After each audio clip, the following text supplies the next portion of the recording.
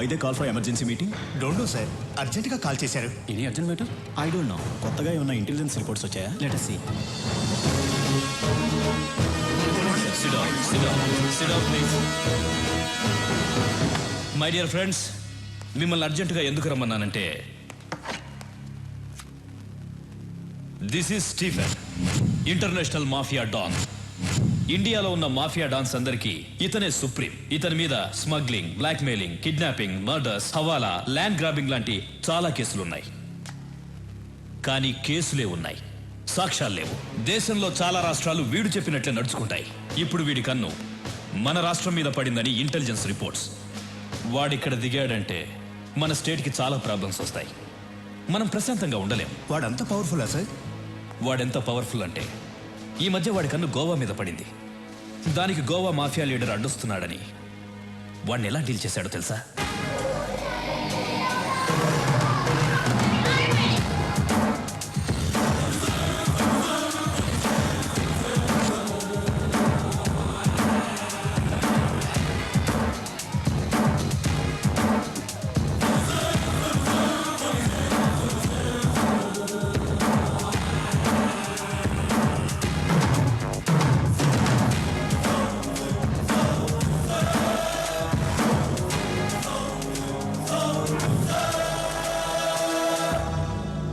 గోవాలో business start చేద్దాం అనుకున్నాను.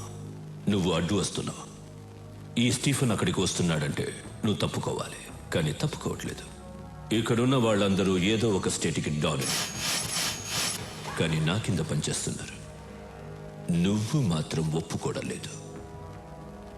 It's okay. ఇప్పుడు మన ఇద్దరం ఒక గేమ్ ఆడదాం. గేమ్ రూల్స్ ఏమిటో తెలుసా? మన ఇద్దరం ఫైట్ చేద్దాం. నువ్వు కింద పడితే నీ వాళ్ళిద్దరిని చంపుతాను. నేను కింద పడితే నా వాళ్ళిద్దరిని చంపే. ఎవరు ఎక్కువసార్లు కింద పడితే వాళ్ళ గ్రూప్ పోతుంది. ఫైనల్గా మనిద్దరం మిగులుతాం. ఒకటి నేనుండాలి, లేదా నువ్వుండాలి. ఏంటి ఆలోచిస్తున్నా? భయంగా ఉందా? Good good.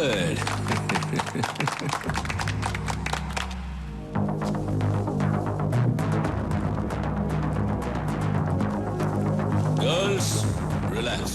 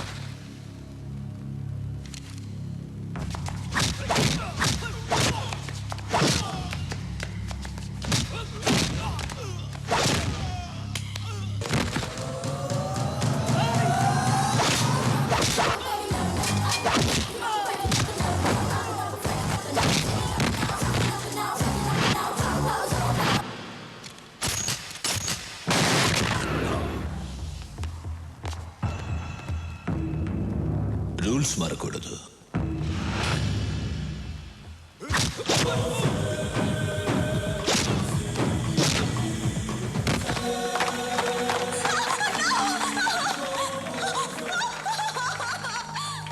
చాలా బాగుంది. దీన్ని చంపను, ఉంచుకుంటా. Girls, get her.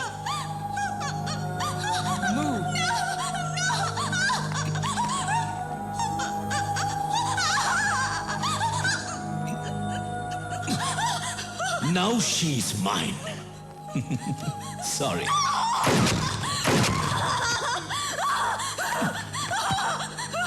గోవాకి కూడా నేనే డాన్. నెక్స్ట్ ఆంధ్రప్రదేశ్. వాడిలాంటి వాడు ఏ విషయానికి భయపడడు. మన రాష్ట్రం మీద వాడి ప్లానింగ్ ఎలా ఉంటుందంటే, ముందు తన మనుషుల్ని దింపుతాడు. వాళ్ళు ఏ డిపార్ట్మెంట్లో ఉంటారో ఎవ్వరికీ తెలీదు. వాళ్ళు మన స్టేట్లో ఉన్న విఐపీలను, ఎమ్మెల్యేలను, మినిస్టర్లను కలుస్తారు. చేతులు కలపమని అడుగుతారు, లేదంటే బెదిరిస్తారు. అప్పటికీ కాదంటే చంపేస్తారు. తరువాత జనాన్ని భయపెట్టి ఈ రాష్ట్రాన్ని వాడి గుప్పెట్లో పెట్టుకుంటాడు. మనం వాడికి అవకాశం ఇవ్వకూడదు. అందుకే ఈ కేసు డీల్ చేయడం కోసం ఓ స్పెషల్ ఆఫీసర్ రేపు వస్తున్నాడు. మీరందరూ కూడా చాలా అలర్ట్గా ఉండండి. మనం రేపు కలుద్దాం. Okay, bye. Thank you sir. Suri, నా కూతురు చదువు పూర్తి చేసుకుని నిన్నే బెంగళూరు నుంచి వచ్చింది. నీకు పరిచయం చేద్దామని తీసుకొచ్చా. రమ్మన్ మూర్తి. ప్రియా,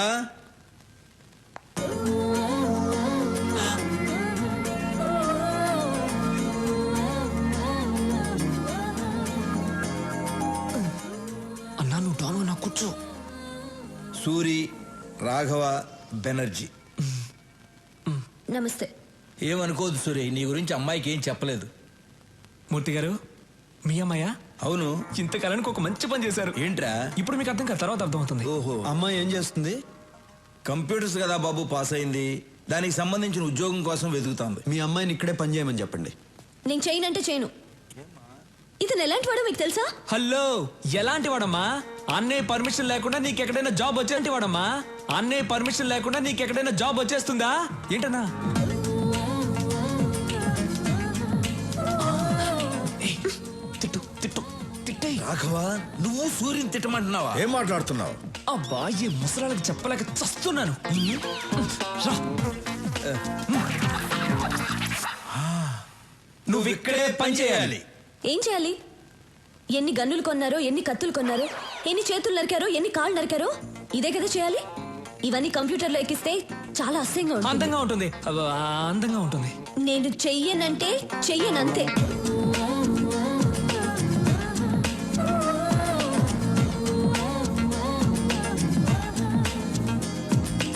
నేను చెయ్యనంటే చెయ్యను. Understand?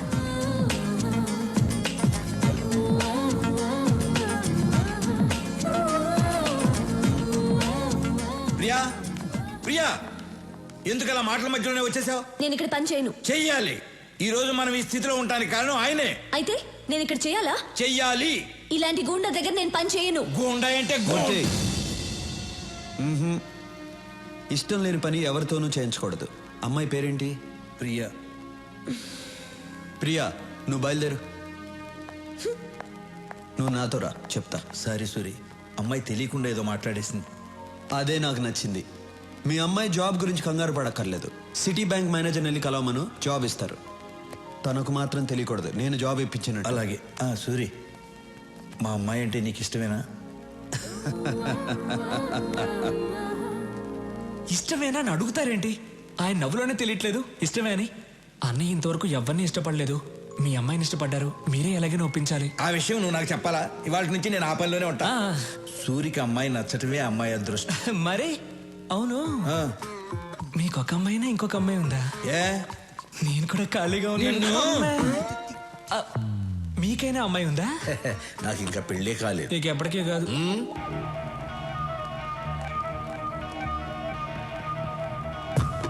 Hi sweetheart. Sir, hello boss. Take it. Thanks.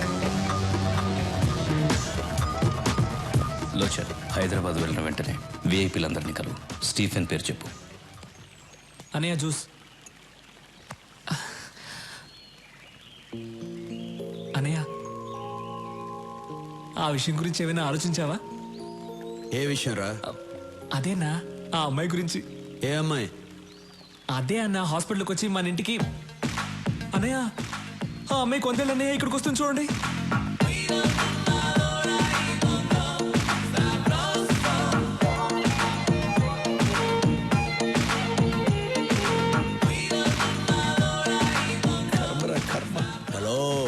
ఏంటి కంగారు పడుతున్నావు? కంగారు కాక మరేంటి, దానికి జాబ్ ఇప్పించిందేమో సూరి, ఇదేమో సొంత టాలెంట్ మీద వచ్చిందని బిల్డప్ ఇచ్చి వెళ్తాంది. ఏం జరుగుతుందో ఏంటో.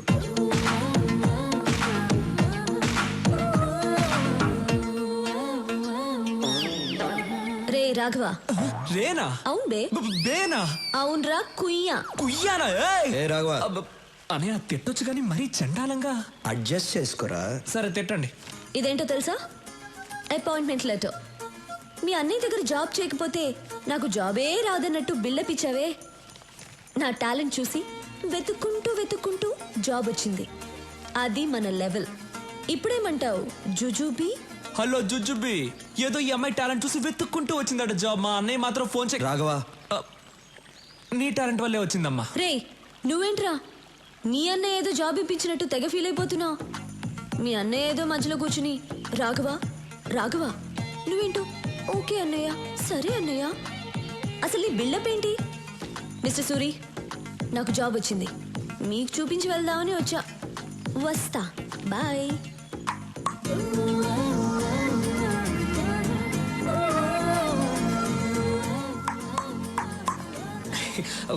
అన్నా, నువ్వు అనుకున్న అంశాలు అన్నీ ఈ అమ్మాయి దగ్గర ఉన్నాయి. నేను పిలుస్తాను, ఐ లవ్ యూ చెప్పేసి. రే భయంగా ఉందిరా. అన్నా, నువ్వు డాన్ వన్నా 10 మందిని లైన్లో నిలబెట్టి డిపికి అని చంపేవాడివి. వేరే విషయంలో డాన్ రా, కానీ ఆ అమ్మాయి విషయంలో భయంగా ఉందిరా. అన్నా, డబ్బులు పోతే సంపాదించుకోవచ్చు, ఏజ్ పోతే మళ్ళీ రాదన్నా. లేదు, మీరెప్పుడు ఐ లవ్ యూ చెప్పి మ్యారేజ్ చేసుకుని నా రూట్ ఎప్పుడు క్లియర్ అవుతుందో. నా కోసం కొంచెం ధైర్యం తెచ్చుకోండి అన్నా. ఇలా ఒంటరిగా స్విమ్మింగ్ చేయడం బాగోలేదు. అమ్మాయితో స్విమ్మింగ్ చేస్తే ఎలా ఉంటుందో ఆలోచించండి. వస్తా. వీడు చెప్పింది ఏదో బానే ఉందే.